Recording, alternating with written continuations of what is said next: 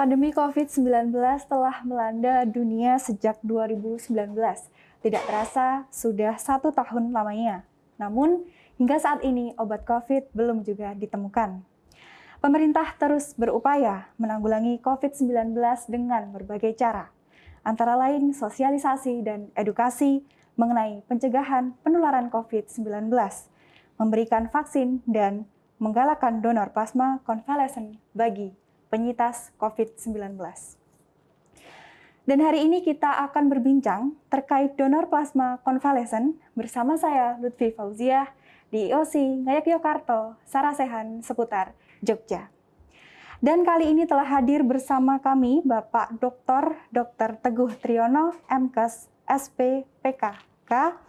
Beliau adalah Kepala Unit Pelayanan Transfusi Darah UPTD RSUP Dr. Sarjito. Baik, selamat datang Bapak. Apa kabar Bapak kabarnya hari ini? Terima kasih, Alhamdulillah. Terima kasih Mbak. Ya. Baik, kondisi pandemi masih harus kita hadapi hingga waktu yang belum kita ketahui begitu ya Dok ya? Ya. Dan sampai saat ini pun belum ada acuan pengobatan atau terapi yang baku terkait untuk pasien COVID-19 itu sendiri. Dan beberapa waktu yang lalu mungkin mulai ramai pembicaraan ya Dok ya mengenai donor plasma konvalesen. Ya. Gitu. Lalu sebenarnya donor plasma konvalesen itu seperti apa Dok? Iya, jadi terima kasih kesempatannya. Yang namanya donor plasma konvalesen itu adalah donor bantuan atau memberikan donasi darahnya, khususnya adalah plasmanya. Jadi darah itu kan ada sel darah, sel-selnya, sel darah merah, sel darah putih atau leukosit, kemudian trombosit, dan ada plasmanya. Nah, yang khusus didonorkan adalah hanya plasmanya saja. Nah, kenapa disebutkan konvalesen? Konvalesen itu kan artinya sembuh. Makanya yang bisa mendonorkan ini adalah orang yang sudah atau telah sembuh dari penyakit tertentu. Nah, dalam konteks kita sekarang ya adalah orang-orang atau teman-teman yang sembuh dari penyakit COVID-19. Dia donor, diambil plasmanya dan diberikan kepada orang lain yang sedang mengalami atau paparan penyakit COVID-19. Ini namanya disebut sebagai plasma konvalesen. Berarti memang pendonor yang sudah dinyatakan sembuh begitu dari virus COVID itu sendiri. Ya, itu menjadi salah satu prasyarat. Ya, baik. Lalu Dok, kabarnya Kementerian Kesehatan telah membagikan 57 mesin plasma konvalesen ke rumah sakit COVID se-Indonesia begitu. Ya. Lalu apakah termasuk dengan RSUP Dr. Sarjito? Ya, dalam program tersebut memang kami di Sarjito mendapatkan juga bantuan 1 buah mesin aferesis begitu ya. Dan ini sekaligus menambah kemampuan kami karena kami sebenarnya sudah punya juga sebelumnya. Jadi untuk kepentingan yang berbeda bukan plasma konvalesen, sehingga kami saat ini bisa mengoperasikan 3 buah mesin untuk proses donasi atau donor plasma konvalesen. Ya, baik. Lalu sejak kapan Dok RSUP Dr. Sarjito ini melayani donor plasma konvalesen? Ya, kami mungkin melayani donor plasma konvalesen itu mungkin sudah mulai bulan sekitar September atau Oktober 2020. Ya, kami sudah mulai memproduksi, mulai melayani, termasuk pada awal-awal untuk khususnya untuk penelitian awal begitu ya. Kita sudah melayani dan kemudian disambung sampai dengan hari-hari ini tuh bukan main sebenarnya ya, angkanya sudah cukup banyak. Ya. Baik. Lalu siapa saja Dok yang berhak menerima donor plasma konvalesen itu? Maksudnya mungkin menerima transfusi ya, maksudnya menerima donor ini gitu ya. Jadi ya sesuai indikasinya, maka plasma konvalesen yang dari seseorang yang sudah tadi katanya teman-teman bilang lulusan gitu ya, lulusan alumni. Ya boleh alumni ya, boleh ya teman-teman penyintas itu ya akan diberikan kepada seseorang yang sedang dirawat dengan penyakit atau diagnosis COVID-19. Artinya adalah kenapa demikian? Karena memang yang kita tujukan di dalam mengambil plasma konvalesen dari seseorang penyintas ini adalah memang kandungan antibodi yang ada dalam plasmanya. Jadi dalam plasma itu nanti akan ada antibodinya yang itu diproduksi sesuai penyakit yang diderita sebelumnya. Makanya ini penyintas COVID maka punya antibodi COVID. Nah itu yang kita ambil dan diharapkan bisa membantu orang lain yang sedang terkena atau dirawat dengan COVID-19. Oh ya, baik.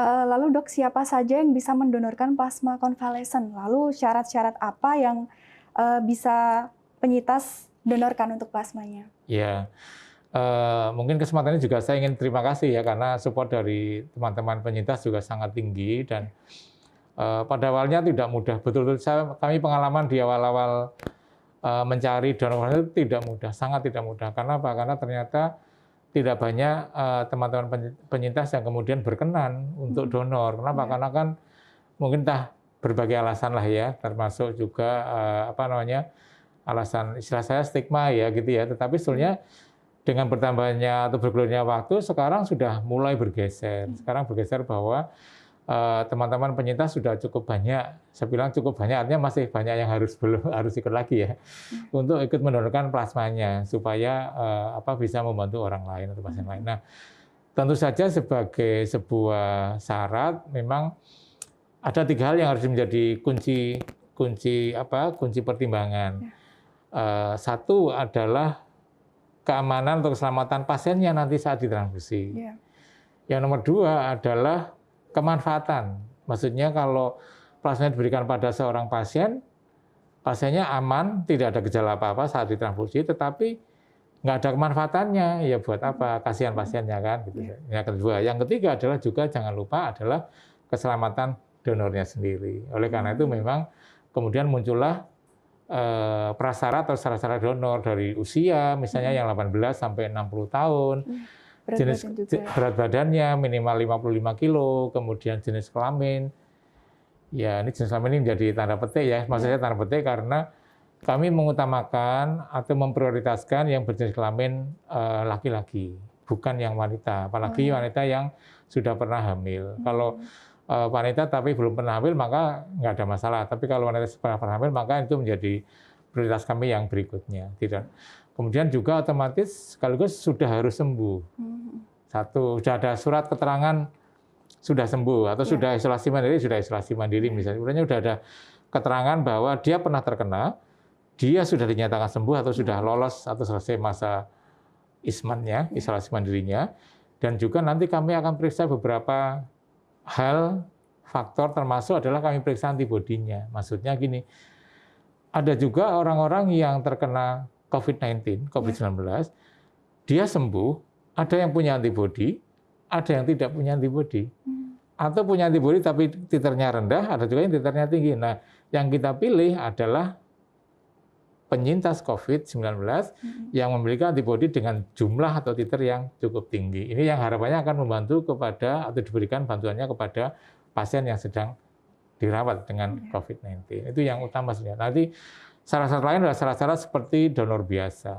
Semuanya harus memenuhi syarat. Kalau enggak, maka ya bisa mendatangkan risiko tadi buat pasiennya, bisa iya, juga risiko buat pendonornya. Pendonor yang punya komorbid gitu ya, kita harus betul-betul periksa betul.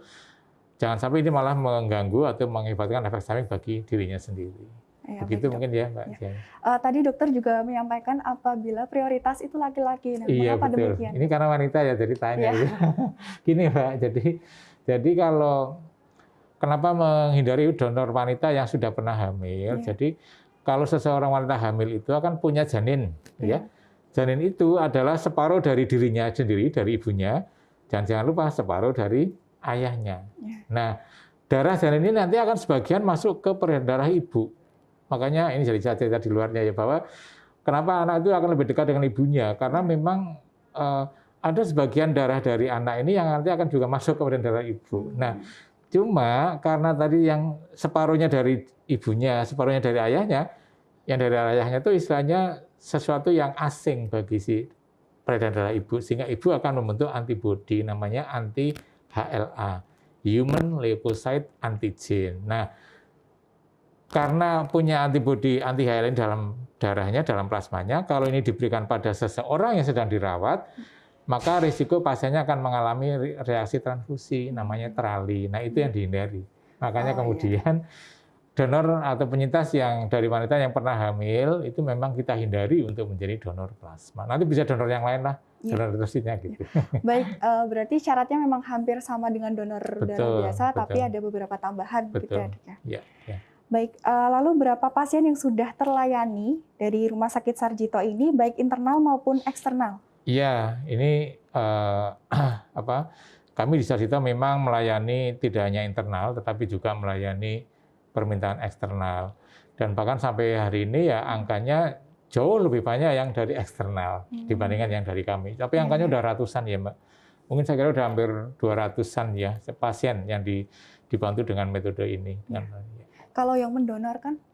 Yang mendonorkan juga bervariasi.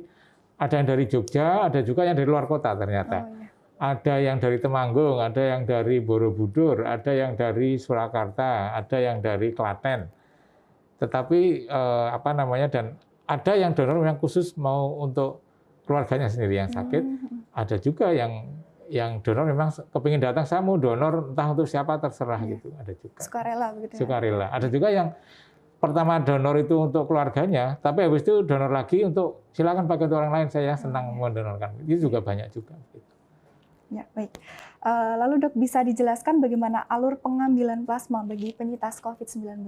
Iya, jadi untuk pengambilan plasma itu nanti teman-teman penyintas itu bisa lewat beberapa, kita juga bekerja sama dengan beberapa apa namanya grup ya, grup di luar, nomor di luar juga, tetapi secara internal di kami juga ada nomor yang bisa dihubungi untuk bisa kami data, kemudian nanti pada kami jadwalkan untuk screening dulu namanya, karena screening ini dalam rangka apakah memenuhi syarat ataukah tidak. Kalau memenuhi syarat ya terus kita lanjutkan dengan proses donasi, proses donor tadi. Tetapi kalau ternyata tidak memenuhi syarat ya otomatis ya kita terima kasih, tapi mohon maaf tidak bisa menjadi donor plasma konvalesen. Jadi mengkontak kami bisa, nanti mungkin saya beri nomornya juga boleh ya, nomor kontak kami supaya kami kemudian akan mengkontak lagi, kontak kembali. Kami lakukan screening, kalau memenuhi syarat kami lanjut, kalau tidak ya mohon maaf tidak bisa kami lanjutkan. Begitu. Lalu untuk pelayanannya setiap hari atau Oh sudah iya, ada jadwalnya? iya betul. Ya, jadi di kami buka 24 jam 7 hari seminggu. Oh, iya. Gitu. Setiap Jadi hari? ya 24 jam, kami tidak pernah tutup. Baik. Lalu Dok, kapan seseorang penyintas itu bisa mulai mendonorkan plasmanya? Ya, ini pertanyaan penting menurut saya ya. Jadi memang ada acuan-acuannya bahwa seseorang penyintas sudah dinyatakan sembuh, kemudian kan pasti isolasi mandiri nih selama 14 hari. Nah, setelah masa isolasi mandiri 14 hari inilah baru bisa mendonorkan plasmanya. Juga tapi masih ada catatannya. Sudah tidak ada gejala apa-apa, sudah fit, sudah sehat, tidak ada efek samping apa-apa, maka bisa donor. Tapi kalau sudah isolasi mandiri 14 hari masih belum fit, belum sehat ya, tentu ditambah waktu lagi untuk bisa menjadi donor. Jadi memang bisa mendonorkan apabila memang hasilnya sudah evaluasi PCR itu negatif begitu ya Dok? Ya dulu di awal-awal demikian, karena dulu juga kita tetap mengacu ke pedoman Kementerian Kesehatan ya. Dulu di awal-awal kan pedomannya dinyatakan sembuh kalau sudah 2 kali, bahkan ya 2 kali negatif PCR. Tapi setelah itu kan sudah berubah gitu ya. Sudah bagi kami tidak lagi harus mendasarkan lagi ke hasil PCR juga, yang penting sudah ada hasil pernyataan juga, pernyataan sudah dinyatakan sembuh, gitu ya. Kan termasuk yang isolasi mandiri atau isolasi di tempat isolasi di mana dari pemerintah daerah misalnya gitu ya, yang itu sudah ada keterangan dari dokternya bahwa dinyatakan sembuh, maka kami berhitung 14 hari kemudian baru bisa mendonorkan plasmanya. Ya, baik. Baik Dok. Bagaimana keefektifan atau efikasi donor plasma dalam terapi penyembuhan COVID? Lalu apakah pasien akan terus membaik ketika telah diberikan donor itu? Ya, ini yang juga perlu saya sampaikan bahwa plasma konvalesen atau terapi plasma konvalesen itu bukanlah sebuah terapi utama, bukan. Jadi sebenarnya terapi sampai sekarang seperti tadi disampaikan Mbak, kan dari awal memang terapi standar untuk COVID kan memang belum ada sampai sekarang. Tetapi garis-garis pedoman atau itu sudah ada sebenarnya. Dapatnya ini A, B, C, D misalnya gitu. Nah, plasma konvalesen adalah merupakan terapi adjunktif atau terapi tambahan. A, B, C, D-nya tetap dilakukan, ditambah dengan plasma konvalesen. Kalau ditanya berapa yang sembuh, berapa yang tidak sembuh ya variatif juga, karena masih tergantung dari situasi pasiennya, maksudnya pasiennya pada fase yang mana ini, apakah sudah kritis, apakah klasifikasi berat, atau moderat, ataukah yang bahkan ringan. Nah, secara umum biasanya ini gampangannya lah ya, gampangannya itu biasanya sih pengalaman saja bahwa kalau pasiennya sudah pada fase yang kritis, biasanya sih hasilnya tidak terlalu memuaskan. Tetapi kalau fase-fase atau yang belum masuk kritis, masih belum sampai masuk ke tahap tersebut, belum masuk tahap berat, maka biasanya hasilnya lebih baik. Biasanya begitu. Tapi kami data penelitiannya ada sih, cuman kami tentu tidak punya hak untuk menyampaikan ya. Tetapi itu karena itu juga data yang penelitian di kami juga data yang sifatnya data sebagian dari penelitian nasional. Oleh karena dari 10 rumah sakit di Indonesia, oleh karena itu tentu kami tidak mungkin untuk menyampaikan hasil ini dengan detail ya. Tetapi kami ada datanya dan itu akan dikompilasi secara nasional dan tentu akan menjadi simpulan secara nasional. Berarti tadi bisa dikatakan jika terapinya ini adalah terapi tambahan. Betul. Apabila keluarga itu tidak bersedia untuk diberikan terapi tersebut, apakah dari pihak rumah sakit juga memperbolehkan begitu, Dok? Boleh, itu kan tentu rumah sakit dokter yang merawat itu pasti akan bahasa Jogjanya nembung begitu ya. Akan menyampaikan ini akan berikan apakah keluarga setuju atau tidak. Kalau kami tidak setuju ya tentu tidak akan dipaksa. Tentu tidak dipaksa. Ya. Baik dok, seseorang penyintas COVID-19 bisa mendonorkan plasmanya berapa kali? Lalu adakah perbedaan dengan donor darah biasa? Iya, ini penting juga Mbak, terima kasih pertanyaannya. Jadi kalau donor biasa itu kan yang diberlakukan sekarang, kan donor biasa kan diambil darahnya nih, darah utuh merah itu diambil. Misalnya sekarang kebanyakan ya untuk Indonesia itu 350 ml, ya satu kali ngambil. Nah, pada donor biasa ini maka kalau donornya laki-laki dalam waktu 2 bulan dia udah bisa donor lagi, itu laki-laki. Tapi kalau donor wanita maka diberi waktu 3 bulan, lebih lama lagi. Kenapa? Karena wanita kan sudah donor rutin tiap bulan juga, ya sehingga waktunya lebih panjang. Itu kalau donor biasa. Nah, kalau donor plasma konvalesen standarnya adalah menggunakan metode namanya metode plasmapheresis. Jadi dengan alat yang tadi, yang bantuan Kemenkes tadi, alatnya namanya apheresis, metodenya atau prosesnya disebut sebagai plasmapheresis. Nah, plasmapheresis ini nanti kan diambil volume plasmanya dan jumlah yang jauh lebih besar dibandingkan yang donor biasa tadi. Kalau yang donor biasa diambil 350 ml itu dengan darah yang utuh semuanya. Kalau yang plasmapheresis yang diambil hanya volume plasmanya saja, dan itu volumenya ya lebih tinggi malah 400 sampai 600 ml, tergantung berat badan, tergantung kesehatan, tergantung juga kondisi apakah ada komorbid atau tidak pada donornya. Kita akan tentukan, oke, ini sambil 400, ini sambil 600, ini sambil 500. Tentu ada SOP-nya sudah ada. Nah, kalau untuk donor apheresis, plasmapheresis, karena yang diambil hanya plasmanya saja, maka dia sudah bisa donor lagi dalam waktu paling cepat 2 minggu saja. Jadi, misalnya hari ini saya donor misalnya, maka 2 minggu lagi saya sudah bisa donor lagi. Sepanjang, nah ini sepanjangnya Mbak. Sepanjang satu kondisinya tetap sehat, tetap fit, terkontrol. Yang keempat juga adalah antibodinya masih memenuhi syarat. Karena antibodi itu akan turun juga secara alami. Sehingga kalau dalam 2 minggu antibodinya masih cukup tinggi, masih memenuhi syarat, maka ya tetap bisa donor. Nanti sekaligus melanjutkan pertanyaan tadi, kalau donor lagi, kapan lagi? 2 minggu lagi dilihat lagi. Kalau masih kondisinya fit, tidak ada keluhan apa-apa, donornya juga masih saya tetap mau donor. Antibodinya juga masih tinggi, ya kenapa ditolak? Enggak. Jadi enggak ada batasan maksimal sebelumnya. Tapi nanti secara alami ada batasan maksimalnya. Kenapa? Karena antibodinya kan lama-lama akan turun juga. Sehingga pada saatnya tidak akan memenuhi syarat lagi. Itulah saatnya untuk tidak boleh donor lagi. Memang ada sih pendapat yang itu maksimal 3 kali. Saya sih kurang sependapat. Bahwa sepanjang antibodinya masih mencukupi, kondisi pasiennya fit, kondisinya sehat, tidak ada komorbid apapun, pasiennya juga masih memang berminat, bersedia dan berminat untuk donor, ya kenapa tidak? Gitu. Baik. Lalu rentang waktunya bagaimana jika donor darah biasa dengan donor plasma untuk bisa mendonorkan kembali? Ya, tadi saya kira sudah terjawab yang tadi mungkin ya. Jadi rentang waktunya secara umum kalau donor plasma ini cukup 2 minggu bisa donor lagi. Tapi kalau donor biasa tadi dua laki-laki 2 bulan, kalau wanita atau perempuan 3 bulan kemudian. Ya. Mungkin bisa dijelaskan kembali dok, bagaimana langkahnya jika ada masyarakat yang ingin memberikan donor plasma ke RSUP Dr. Sarjito? Baik, teman-teman penyintas yang berminat nanti boleh menghubungi nomor WA, nanti saya berikan nomor WA-nya ya mungkin ya. Bisa WA ke nomor kami 24 jam, atau bahkan kalau pas kebetulan datang ke rumah sakit atau ke sana mampir, boleh tanya di sana, boleh nggak? Boleh banget. Kami terbuka 24 jam di sana untuk menanyakan tentang hal ini. Dan yang perlu ketahui bahwa biasanya tidak mungkin datang sekali langsung diambil. Artinya datang sekali kami lihat datanya dulu, kami screening dulu, begitu memenuhi syarat paling besoknya baru kita programkan untuk diambil. Ya. Mungkin yang terakhir Dok, himbauan dokter kepada para penyintas COVID-19.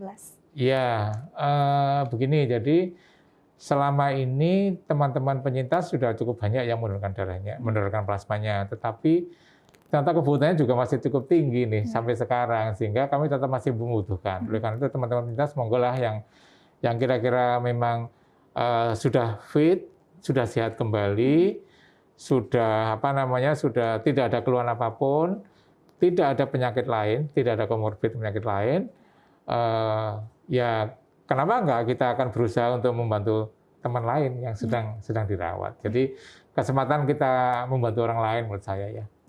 Baik. Baik, demikian perbincangan kita hari ini. Bisa menjadi pendonor tentu juga bisa memberikan arti lebih bagi para penyintas. Karena meskipun pernah terkena COVID-19, kita masih bisa berkontribusi dan berbuat baik untuk orang lain. Dan tak lupa juga kami ucapkan terima kasih kepada Dr. Teguh atas waktu dan juga pengetahuannya. Ya, semoga perbincangan kali ini membawa manfaat bagi kita semua. Amin. Sampai jumpa pada perbincangan lainnya. Saya Lutfi Fauziah, mohon undur diri. Tetap jaga kesehatan. Salam tangguh, salam siaga, siap untuk selamat.